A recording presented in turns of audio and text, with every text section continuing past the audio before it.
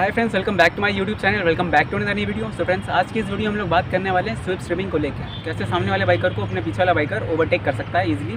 तो इसका क्या प्रोसेस रहने वाला है। So come on, let's get started.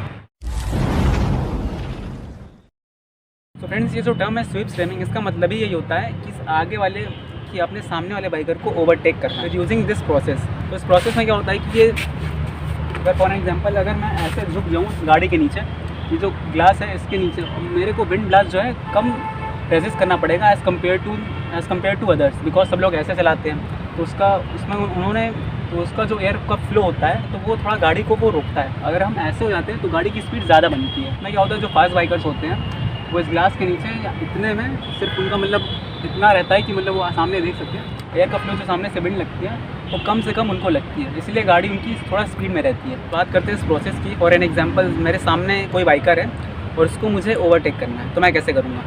हम लोग को पहले नीचे थोड़ा सा लीन हो जाना है बाइक में, जैसा अभी मैंने करके बताया।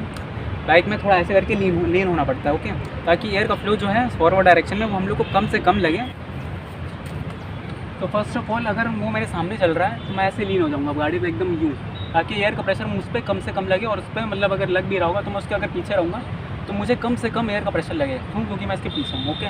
तो नॉर्मल के तौर पर मुझ पर एयर का प्रेशर और भी कम लगेगा, क्योंकि मैं जस्ट उसके पीछे हूँ, ओके। और वो एकदम जा रहा है स्पीड में, तो मैं भी जस्ट उसके पीछे हूँ, मुझे उससे आगे निकलना है। तो फाइनली मैं क्या करूँगा, मैं ऐसे लीन होकर, बस मेरी आँखें विजिबल रहेंगी ताकि मैं देख सकूँ, ओके। और बाकी मैं एकदम यूँ रहूँगा।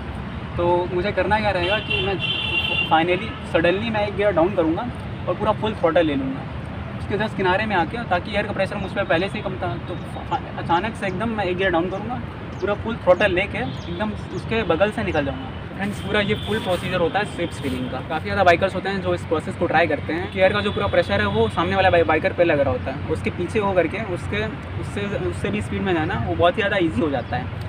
तो ये सो फ्रेंड्स, इस टॉपिक की वीडियो यूट्यूब पे एक भी नहीं है, इसलिए मैं ये वीडियो बना रहा हूँ ताकि आप लोग को नॉलेज हो के इस प्रोसेस के बारे में कि ये प्रोसेस कैसे काम करती है। ये एक स्पीड गेन करने की प्रोसेस होती है बाइकर्स के लिए।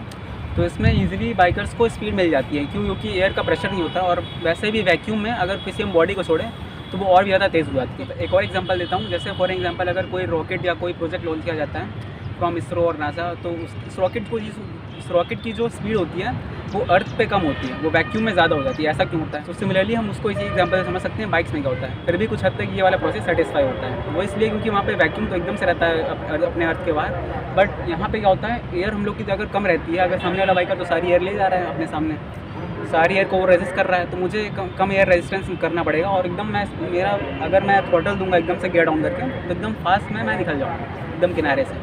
तो फ्रेंड्स, स्विफ्ट स्ट्रीमिंग का प्रोसेस यही होता है। सो यार friends, if you really enjoyed this video then don't forget to give it a big like. So thanks for watching, and of course do subscribe my channel because it's absolutely free for you all.